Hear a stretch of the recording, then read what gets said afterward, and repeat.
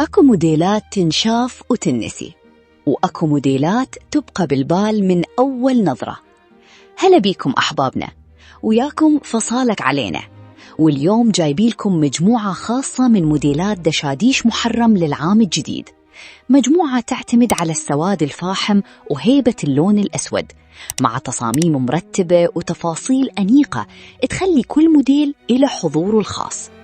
بهالموسم موضة محرم متجهة أكثر للبساطة الراقية، ولهذا اخترنا موديلات تركز على جمال القصة والخامة والتفاصيل الهادية.